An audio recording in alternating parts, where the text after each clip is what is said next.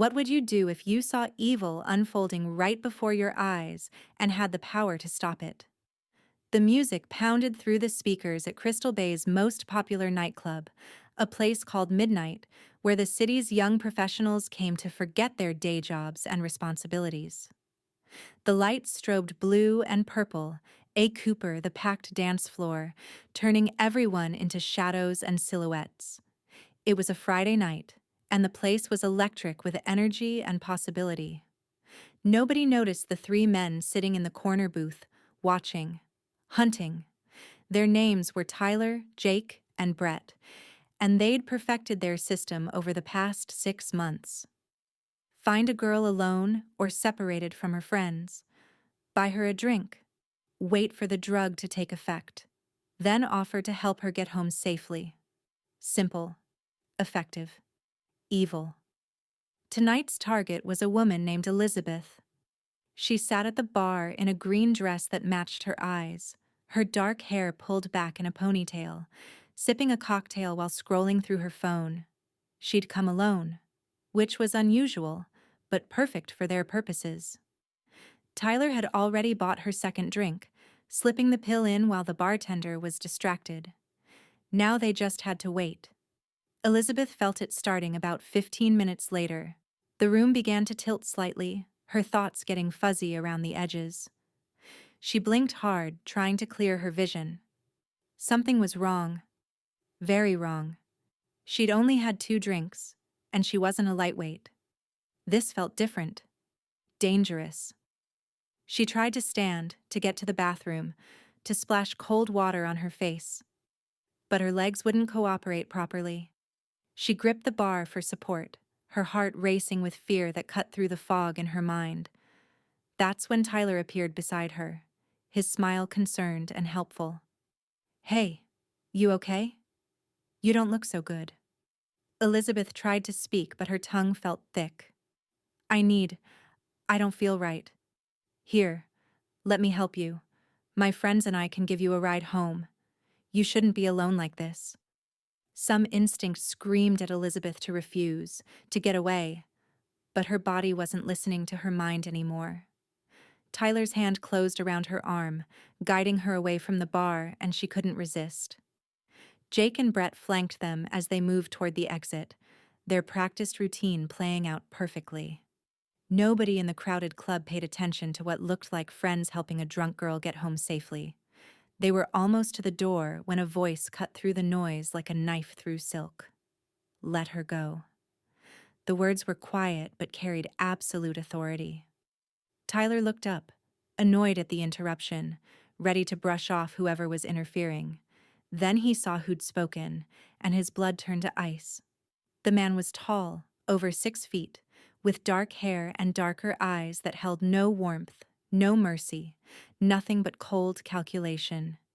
He wore an expensive black suit that fit him perfectly, and he stood with the kind of stillness that came from absolute confidence. His presence changed the air pressure in the room, made people instinctively move away, made conversations die mid-sentence. This was someone dangerous, someone important, someone you didn't Cooper if you valued your life. "I said let her go." The man's voice hadn't gotten louder, but somehow it cut through Elisabeth's drug-induced fog. She felt Tyler's grip on her arm loosen slightly, felt uncertainty ripple through the 3 men holding her. "Look, man," Tyler tried, forcing confidence he didn't feel. "This is our friend. She just had too much to drink. We're taking her home." "No," the stranger said, moving closer. "You're not." The way he moved was predatory, controlled, like a wolf approaching cornered prey. 2 other men appeared behind him, massive and threatening, clearly security or bodyguards. The power dynamic in the room shifted instantly.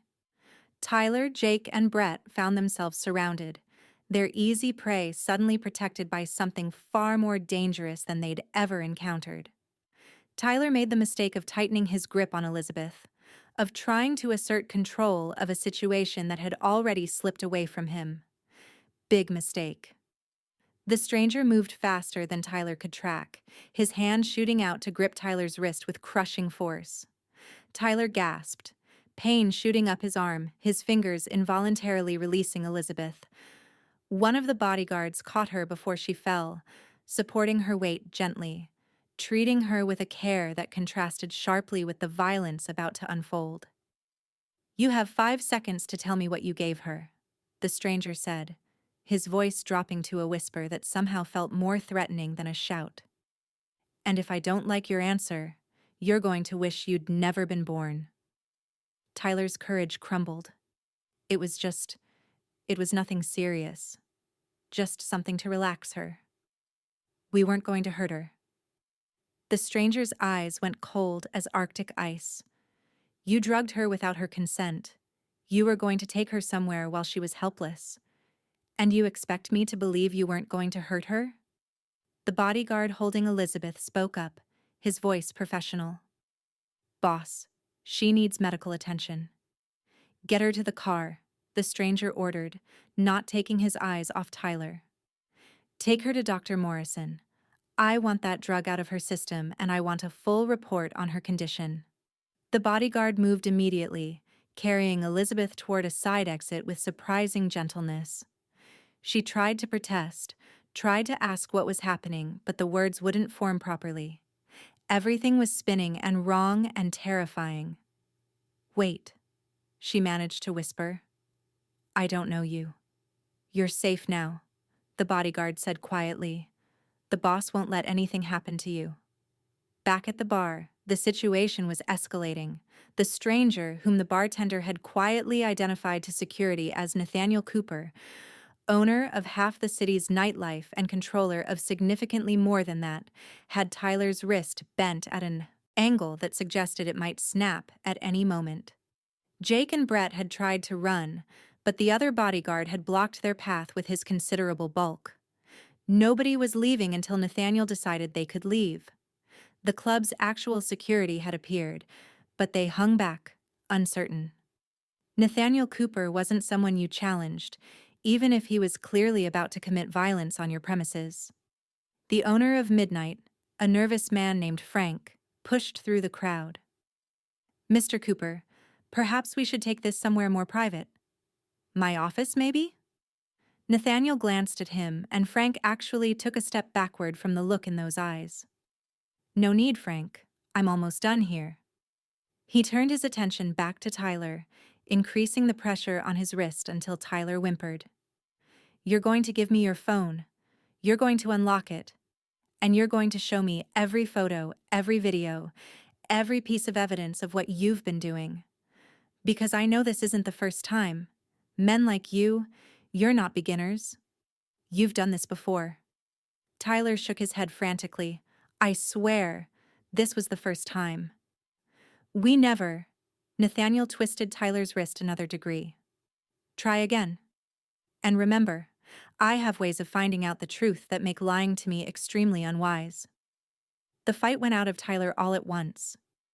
"His phone," he gasped. "The password is 8264. Check the hidden folder." "The Photos app. There's a folder." Nathaniel released Tyler's wrist with a look of disgust, taking the phone. What he found made his jaw clench with fury.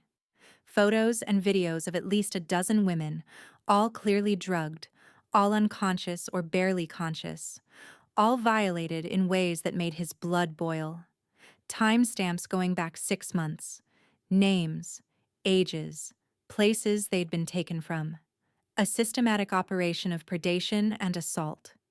These men weren't opportunistic criminals. They were calculated predators who'd been hunting in his city, in his establishments, right under his nose. The rage that filled Nathaniel was cold and absolute. He looked up at Tyler, Jake, and Brett, and all 3 men saw their death in his eyes. "Frank," Nathaniel said quietly, "clear the club. Everyone out. Now." "But Mr. Cooper, the revenue. I don't care about your revenue. Clear it. Now. Or I'll close this place permanently and you'll be explaining to your investors why their money disappeared." Frank scrambled to comply. Within minutes, security was ushering confused patrons toward the exits, ignoring their protests. The DJ cut the music. The lights came up, harsh and revealing. And Nathaniel Cooper stood in the center of the empty club with three predators who'd finally found something more dangerous than themselves. When the last civilian had been cleared out, Nathaniel turned to his men. Lock the doors. Nobody comes in. Nobody hears what happens next. His bodyguards moved to comply, and Tyler started to truly understand the magnitude of his mistake. Please, he said, his voice breaking. We're sorry. We'll stop. We'll never do it again. You're right about that, Nathaniel agreed. But not for the reasons you think. He pulled out his own phone, scrolling through the evidence he'd just acquired. 12 women, he said softly. 12 that you documented. How many more that you didn't bother photographing? Tyler couldn't answer. Brett suddenly lunged for the door, making a desperate bid for escape.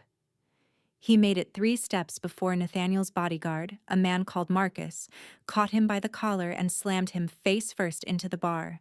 The impact was brutal, efficient. Brett crumpled, blood streaming from his broken nose. Let that be a lesson, Nathaniel said to the other two. You run, you die tired. Now, we're going to have a conversation about justice and consequences, and by the end of it, you're going to wish I'd just killed you quickly. What happened in that locked club over the next hour would become legend in the city's underground. Nathaniel Cooper had built his empire on fear and respect in equal measure, but what drove him now was something purer, righteous fury. He thought of Elisabeth, unconscious and vulnerable, being carried to safety by his men. He thought of the 12 women in those photos, their lives violated and forever changed. He thought of how many times he'd heard stories like this, how many predators operated in the shadows of his city, and something inside him snapped. You want to know who I am? Nathaniel asked the 3 men, who were now zip-tied to chairs that Marcus had produced from somewhere. You want to understand what happens next? Let me explain. His voice was conversational, almost friendly, which made it more terrifying. My name is Nathaniel Cooper. I control most of the nightlife in this city, which means I control the spaces where people are supposed to feel safe enough to let their guard down, to have fun, to trust that they'll get home safely. Tyler swallowed hard. We didn't know. We didn't know this was your place. Nathaniel's hand moved so fast Tyler didn't see it coming.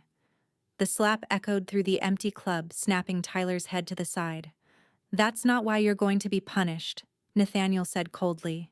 You're going to be punished because you're predators, because you drug women and assault them, because you documented your crimes like trophies. The fact that you did it in my establishment just determines how creative I get to be with your punishment. Jake, who'd been silent until now, found his voice. The police. We'll go to the police. Nathaniel laughed, and the sound had no humor in it. Please do. Call them. Tell them that Nathaniel Cooper caught you drugging women in his club. Tell them he took your phones with all your evidence on them. See which one of us they believe. See which one of us they protect. The truth settled over the 3 men like a shroud. They'd been operating in a world they thought they understood, where they were the predators and women were prey. But they'd stumbled into a different world entirely, one where there were bigger predators and different rules. And in this world, Nathaniel Cooper was the apex predator. What do you want from us? Brett managed through his broken nose. Justice, Nathaniel said simply. Real justice, not the kind that comes from courts and lawyers and plea deals.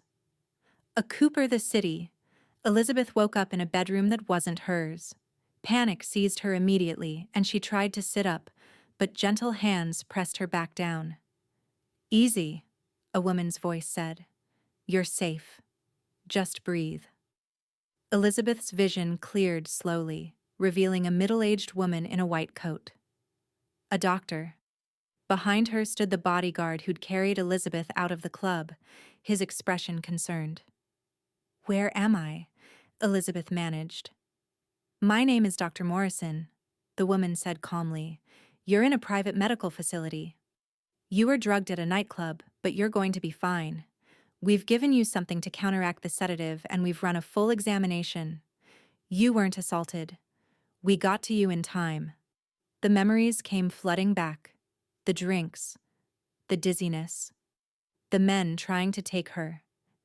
And then that stranger, the one with the cold eyes and the commanding presence. Who was he? Elisabeth asked. The man who stopped them. Dr. Morrison exchanged a glance with the bodyguard. His name is Nathaniel Cooper. He owns the club you were at. When he saw what was happening, he intervened. Is he? Elisabeth paused, searching for the right word. Dangerous? The bodyguard, whose name tag read Marcus, smiled slightly. Very. But not to you. Never to you. He's dealing with the men who hurt you right now. Dealing with them how? Elisabeth asked, though part of her wasn't sure she wanted to know. Making sure they never hurt anyone again, Marcus said simply. You should rest. Mr. Cooper will want to speak with you when you're feeling better. I need to go home, Elisabeth protested. I need to. You need to recover, Dr. Morrison interrupted firmly. You had a significant amount of Rohypnol in your system. You're lucky Mr. Cooper got to you when he did. Another hour and the effects would have been much worse. Elisabeth lay back, processing this. A stranger had saved her. A dangerous stranger, apparently, but one who'd acted when no one else had noticed or cared. The bartender hadn't seen the drugs being slipped into her drink. Security hadn't noticed her being led away. But this Nathaniel Cooper had seen, had acted, had stopped something terrible from happening. Why? She wondered aloud. Why would he help me? Because that's who he is, Marcus said quietly. People think Mr. Cooper is just a criminal, just someone who operates outside the law. But he has rules. Lines he doesn't. Cooper. And men who hurt women, men who drug and assault them, they're on the wrong side of every line he's drawn. 3 hours later, Nathaniel walked into the medical facility looking like he'd just come from a business meeting, not from administering vigilante justice. His suit was still immaculate, his expression calm. But Elisabeth, who was sitting up now and feeling almost normal, saw something dark lurking behind his eyes. She stood as he entered, suddenly nervous. Sit, please, Nathaniel said, his voice gentler than she expected. You've been through enough tonight. Dr. Morrison says you're recovering well. Elisabeth sank back onto the bed. Thank you, she said, for stopping them, for saving me. I don't know what would have happened if you hadn't been there. Nathaniel's jaw tightened. I know exactly what would have happened, and that's why I made sure they'll never do it again. What did you do to them? Elisabeth asked. Should I be worried? Should you be worried about 3 predators who drugged you and planned to assault you? Nathaniel's voice hardened. No. You should sleep peacefully knowing they've been handled. That's not an answer, Elisabeth said, finding courage she didn't know she possessed. If you hurt them, if you killed them, I need to know. Because I didn't ask you to. Nathaniel studied her for a long moment, and Elisabeth had the unsettling feeling he could see straight through to her soul. They're alive, he said finally, hurt, terrified, and making full confessions to the police about their crimes, but alive. I gave them a choice. Face my justice or face the legal system with all the evidence I'd collected. They chose the legal system. Really? Elisabeth asked, skeptical. They just agreed to confess? Let's say I can be very persuasive when I want to be, Nathaniel said with a slight smile that didn't reach his eyes. And let's say they understood that my way of handling things would be significantly worse than prison. Elisabeth processed this. So you're, what? Some kind of vigilante? I'm a businessman who doesn't tolerate certain behaviors in his city, Nathaniel corrected. Those men operated in clubs I own, in spaces I'm responsible for. That makes their crimes partly my failure. I won't let that stand. You can't take responsibility for every evil person who walks through your doors, Elisabeth said. You can't control everything. No, Nathaniel agreed. But I can control how I respond when evil happens right in front of me. The conversation fell into silence, both of them assessing each other. Elisabeth saw a man who carried violence like a second skin, but wielded it with purpose. Nathaniel saw a woman who'd survived something terrible and was still brave enough to question her rescuer. The dynamic between them shifted in that moment, from rescuer and victim to something more complex. I should get you home, Nathaniel said finally. Where do you live? Riverside Apartments, Elisabeth said. Building C, Unit 412. But I can get an Uber. You're not taking an Uber, Nathaniel said firmly. I'll drive you myself. Marcus will follow in another car to make sure you get inside safely. That's not necessary, Elisabeth protested. I'm fine now. Humor me, Nathaniel said. Those men are in custody, but they had friends. I want to make sure no one else tries to finish what they started. The thought sent a chill through Elisabeth. She hadn't considered that possibility. Okay, she said quietly. Thank you. The drive to her apartment was quiet but not uncomfortable. Nathaniel drove a sleek black car that probably cost more than Elisabeth made in a year, handling it with the same controlled precision he seemed to apply to everything.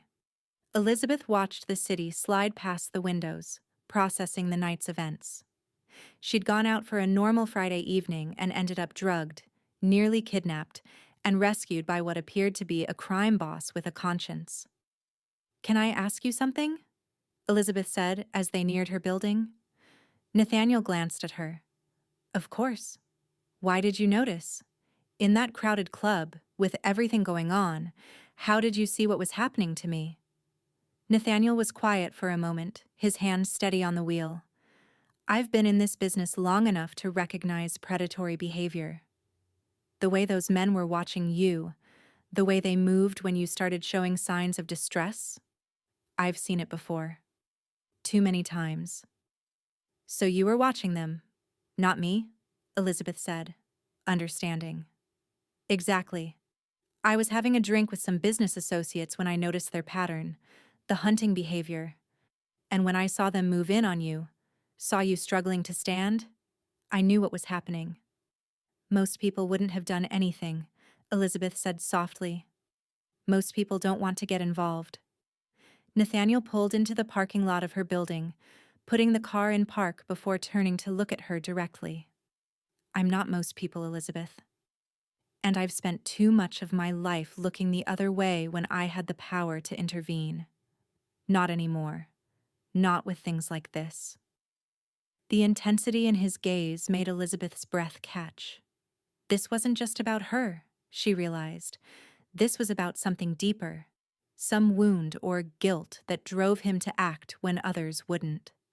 They sat in the car for a moment, the engine ticking as it cooled, Marcus waiting patiently in the vehicle behind them. I want to see you again, Nathaniel said, and the admission seemed to surprise both of them. Not because you owe me anything, but because I'd like to make sure you're okay, to check that you're recovering properly. Elisabeth knew she should say no. This man was dangerous, operated outside the law, probably had enemies and complications she couldn't imagine, but she found herself nodding anyway. Okay, she said. Tomorrow. We could get coffee somewhere public, somewhere safe. Nathaniel smiled, and this time it reached his eyes, transforming his face from intimidating to almost handsome. I'd like that. He walked her to her apartment, waiting until she'd unlocked the door and stepped inside before saying goodnight. As Elisabeth locked the door behind her, she leaned against it, her heart racing. What had just happened? Who was Nathaniel Cooper really? And why did the most dangerous man she'd ever met make her feel safer than she'd ever felt before? The next morning, Elisabeth met Nathaniel at a small cafe downtown, far from the nightlife district where they'd met. He was already there when she arrived, sitting at a corner table with a clear view of the exits. Old habits, she assumed. He stood when he saw her, a gesture of politeness she hadn't expected. "How are you feeling?" he asked as she sat down. "Better," Elisabeth said honestly. "The doctor was right. Whatever you gave me to counteract the drug worked well. I'm just tired. Emotional hangover more than physical." Nathaniel nodded. "That's normal. What you went through, even though the worst didn't happen, it's traumatic. Have you considered talking to someone? A counselor?" Elisabeth stirred her coffee. "I might. But right now, I just want to understand what happened. The full story. You said you gave the police evidence?" Nathaniel pulled out his phone, showing her a message from a detective named Sarah Walsh. "Tyler, Jake, and Brett have all been charged with multiple counts of assault, drugging with intent to commit assault, and conspiracy. The evidence was overwhelming. They're looking at significant prison time." Elisabeth felt something loosen in her chest. "So they can't hurt anyone else?" "Not for a long time," Nathaniel confirmed. "And the other victims, the ones from the photos, they're being contacted, given the chance to press charges if they choose."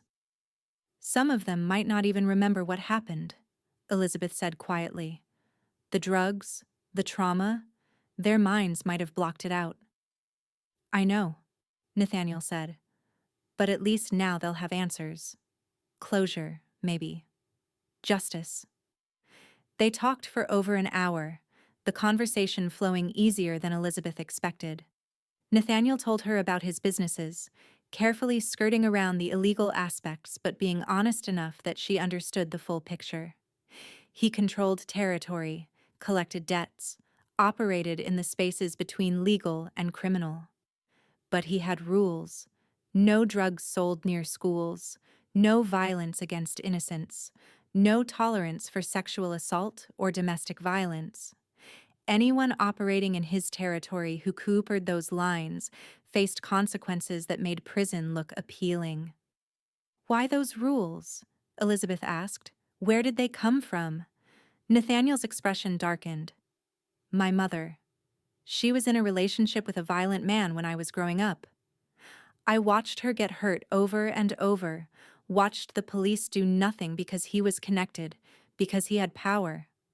When I finally got old enough to protect her, she told me that power without purpose was just cruelty, that if I was going to be dangerous, I should be dangerous to people who deserved it." Elisabeth reached to Cooper the table, touching his hand before she could think better of it. "I'm sorry you went through that, but I'm glad it shaped you into someone who helps people instead of hurting them." Nathaniel looked at her hand on his, something vulnerable, coopering his face. "I'm not a good man, Elisabeth. I've hurt people. I've done things I can't take back. But maybe I can be good enough." "Good enough for what?" "For you," Nathaniel said simply, "if you'll let me try."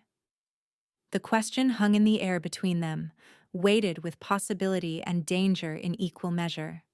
Elisabeth knew she should walk away, should thank him for saving her and never see him again. But looking into his eyes, seeing the man beneath the reputation, she found herself wanting to take the risk. "One condition," Elisabeth said finally. "What's that?" "Honesty. No more half-truths or carefully worded evasions. If we're going to do this, whatever this is, I need to know who you really are. All of it." Nathaniel studied her for a long moment. Then he nodded. "Deal. But fair warning, some of what you learn might scare you." "Then I'll decide if I can handle it," Elisabeth said. "But I won't run just because you're complicated." Over the next 3 months, Elisabeth learned exactly how complicated Nathaniel Cooper really was. She met his associates, the men and women who ran his operations throughout the city.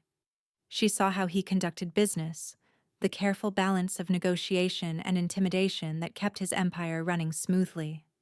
She watched him mediate disputes, collect debts, and occasionally handle problems with violence when negotiation failed. But she also saw the other side, the anonymous donations to women's shelters, the protection he extended to vulnerable people in his territory, the way he treated his employees with respect and fair compensation. The absolute zero-tolerance policy for the kind of predatory behavior that had nearly destroyed her life. And slowly, carefully, she fell in love with him, not despite his darkness, but because of how he wielded it, because he'd chosen to be a shield for people who needed protecting instead of just another threat. Their relationship wasn't easy. Elisabeth's friends worried about her involvement with someone like Nathaniel. Her family, when they found out, tried to intervene. But Elisabeth held firm, knowing something they couldn't understand: that sometimes the most dangerous person in your life could also be the safest. 6 months after the night at midnight, Elisabeth moved into Nathaniel's penthouse overlooking the harbor. It was a massive space, all windows and modern design, but Nathaniel had given her free rein to make it feel like home. She filled it with books and plants, color and warmth, transforming his sterile bachelor pad into something that felt lived in and loved. One evening, as they sat on the balcony watching the sunset, Elisabeth brought up something that had been on her mind. "What happened to the club? Midnight, where you found me?" Nathaniel sipped his whiskey. "I shut it down. Permanently. The owner, Frank, he knew those men were operating there. Not specifically, but he'd had complaints, and he ignored them because they spent money. So I ended his lease and turned the space into something better." Elisabeth raised an eyebrow. "Better how?" "A community center," Nathaniel said. "Free self-defense classes for women, support groups for assault survivors, resources for people who need help getting out of dangerous situations, run by people who actually care, funded by my businesses." She stared at him. "You turned a nightclub into a community center. Because nightclubs should be places where people have fun, not hunting grounds for predators," Nathaniel said firmly. "If I couldn't protect people in that space, I'd rather it not exist at all." Elisabeth kissed him then, pouring all her love and gratitude into it. This was who Nathaniel Cooper really was. Not the reputation, not the fear, but this. A man who turned his darkness into light for other people. But their peace wouldn't last. A year after they'd met, trouble arrived in the form of Tyler Morrison. He'd been released early on a technicality, some legal maneuvering by an expensive lawyer his family had hired, and he was angry. Angry at Nathaniel for exposing him. Angry at Elisabeth for surviving. Angry at the world for holding him accountable for his actions. He sent threatening messages that Nathaniel's security intercepted. Made plans that Nathaniel's intelligence network discovered. And finally, he made the fatal mistake of showing up at the community center that used to be Midnight with a gun and a death wish. Nathaniel got the call while he was in a meeting with city officials, discussing a legitimate business venture. Elisabeth was at the center, volunteering with the self-defense program, and Tyler was inside, looking for her. The rage that filled Nathaniel was familiar, the same cold fury he'd felt the night they'd met. But this time it was sharpened by love, by the knowledge that someone was threatening the woman who'd given his life meaning. He was out the door before anyone could question him, Marcus and his team falling in behind. The drive to the center took 6 minutes. It felt like 6 hours. When they arrived, police were already there, establishing a perimeter. Tyler had taken several hostages, including Elisabeth, and was demanding to speak with Nathaniel. Of course he was. This had always been about Nathaniel, about power and pride, and a man who couldn't accept that he'd faced consequences for his actions. Nathaniel approached the police commander, a woman named Captain Rodriguez who'd worked with him before on cases that straddled the line between criminal and community justice. "Let me go in," Nathaniel said without preamble. "He wants to talk to me. Let me give him that." Captain Rodriguez shook her head. "Mr. Cooper, I appreciate your relationship with the victim, but we have trained negotiators. We can handle this." "You can't," Nathaniel said flatly. Because your negotiators will try to de-escalate rationally. But Tyler Morrison isn't rational. He's a predator who got caught, and now he wants revenge. The only language he understands is power. And right now, I'm the only person here who speaks it fluently. Before Rodriguez could respond, Tyler's voice echoed from inside the center, amplified by the building's PA system. I know you're out there, Cooper. Send in anyone but you and I start shooting hostages, starting with your girlfriend. The situation crystallized in that moment. Nathaniel looked at Captain Rodriguez. Your choice. Follow protocol and watch people die. Or let me go in and end this my way. Rodriguez's jaw tightened. If you get anyone killed, if anyone dies, it'll be because I wasn't fast enough, Nathaniel said. Not because I didn't try. She held his gaze for a long moment, then nodded. You get one shot at this. If it goes wrong, we're coming in hard. Nathaniel shed his jacket, making sure he was visibly unarmed as he approached the center's main entrance. The door was unlocked, and he stepped inside, his hands raised, his posture non-threatening. The interior of the center was frozen in tableau. 6 hostages sat on the floor, including Elisabeth, who met his eyes with a look that was equal parts fear and trust. Tyler stood in the center, gun waving between Nathaniel and the hostages, his face red with anger and something else. Desperation. The look of a man with nothing left to lose. Finally, Tyler spat. The great Nathaniel Cooper, coming to save the day again. Nathaniel kept his voice calm, conversational. Tyler. This doesn't have to end badly. Let these people go, and we can talk. Just you and me. Talk! Tyler laughed, the sound edged with hysteria. You ruined my life. You exposed me, got me arrested, destroyed my reputation. My own family won't speak to me. And you want to talk? You ruined your own life, Nathaniel corrected. I just made sure you faced consequences for it. You drugged women, Tyler. You assaulted them. You documented your crimes like trophies. What did you think would happen? I think I should have been more careful about which woman I chose, Tyler said, swinging the gun toward Elisabeth. If I'd known she had a guardian angel in the form of the city's most dangerous criminal, I would have picked different prey. The word prey ignited something in Nathaniel, but he forced himself to stay calm. This is between you and me, he said. Let her go. Let all of them go. Then we can settle this however you want. Tyler pretended to consider it. How about no? How about I take everything from you the way you took everything from me? How about I start by putting a bullet in her head and make you watch? Time slowed down. Nathaniel saw Tyler's finger tighten on the trigger, saw Elisabeth's eyes widen, saw the exact moment when talking stopped being an option. He moved. Not toward Tyler, which is what everyone expected.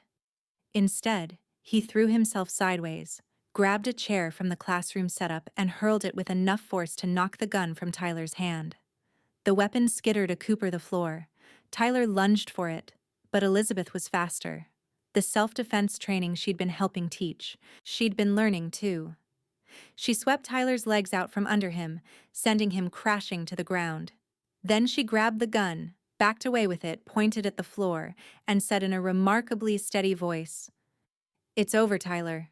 You don't get to hurt anyone else." Police flooded the building within seconds, Captain Rodriguez leading the charge. They secured Tyler, who was screaming about assault and rights and lawyers, ignoring the fact that he'd just attempted murder in front of multiple witnesses. Nathaniel coopered to Elisabeth, who was shaking now that the adrenaline was fading. He took the gun from her trembling hands, safetied it, and handed it to Rodriguez. Then he pulled Elisabeth into his arms, holding her like she might disappear if he loosened his grip. "You're okay," he whispered into her hair. "You're safe." "I didn't think," Elisabeth said, her voice muffled against his chest. "I just reacted. He taught me how to disarm someone, and I just did it." "You saved yourself," Nathaniel said, pulling back to look at her. "You saved all of us." That was brave and brilliant and terrifying. Please never do it again. She laughed, slightly hysterical. You're one to talk. You threw a chair at a man with a gun. I've done crazier things, Nathaniel admitted, but never with so much to lose. Later, after statements had been given and hostages had been cleared by paramedics, after Tyler had been taken away in a police car facing charges that would keep him locked up for decades, Nathaniel and Elisabeth sat on the center's front steps, watching the chaos slowly clear. You know what I realized today? Elisabeth said quietly. What's that? That we're good together because we both understand the same thing. Which is? That sometimes safety doesn't come from avoiding danger. Sometimes it comes from having someone who will walk into danger with you. Nathaniel took her hand, threading their fingers together. Is that your way of saying you're staying? Despite everything? Because of everything, Elisabeth corrected. You saved me that first night, Nathaniel. But today, I saved you back. We're even now. 8 months later, the community center held its first annual fundraiser, a gala celebrating the lives changed and protected by its programs. The city's elite mixed with community members, politicians posed for photos with volunteers, and the whole thing was a testament to what could be built when someone chose to use their power for good. Nathaniel stood at the edge of the crowd, watching Elisabeth speak at the podium about the center's impact. She'd become the public face of the organization, using her own story to inspire others. She talked about survival and resilience, about second chances and choosing to build instead of destroy. And as he listened to her speak, Nathaniel felt something he'd never expected to feel: peace. Not the absence of conflict, because his world would always have conflict, but the knowledge that he was on the right side of it, that he was using his darkness to create light for people who needed it. When Elisabeth finished speaking to thunderous applause, she found him in the crowd. Together they moved through the gala, greeting supporters and donors, playing the roles of respectable pillars of the community. It was almost funny, Nathaniel thought. The crime boss and the woman he'd saved, now running a charity together. If anyone had told him 3 years ago this would be his life, he would have laughed. But here he was, and he'd never been happier. Later that night, back at the penthouse, Elisabeth kicked off her heels and collapsed onto the couch with a satisfied sigh. That went well, she said. We raised almost $500,000. More importantly, Nathaniel said, settling beside her, you changed minds. I watched city council members who were skeptical about funding community programs writing checks tonight. You made them see what's possible. We made them see, Elisabeth corrected. This is as much your vision as mine. Maybe, Nathaniel agreed. But you made it real. You took my anger and guilt and desire for redemption and turned it into something tangible, something that helps people. Elisabeth leaned against him, comfortable in the silence that followed. After a moment, she spoke quietly. Do you ever regret it? The life you left behind? The pure criminal work? Nathaniel considered the question seriously. Sometimes I miss the simplicity of it, he admitted. When your moral code is just business and territory, decisions are easier. But no, I don't regret it. This life, with you, building something instead of just controlling things, it's harder. But it matters more. Good answer, Elisabeth said, smiling. What would you do if you saw evil unfolding right before your eyes and had the power to stop it? Nathaniel Cooper learned the answer to that question one night in a crowded nightclub. You act, you intervene. You risk yourself to protect someone who can't protect themselves. And if you're very lucky, that action changes not just their life, but yours. This is the story of a predator who became a protector, of a woman who survived and found her strength, of two people who met in the worst possible circumstances and built something beautiful from the wreckage. Sometimes darkness isn't the absence of light. Sometimes it's the thing that makes you appreciate the light when you find it. And sometimes the most dangerous man in the room is exactly who you need when danger comes calling.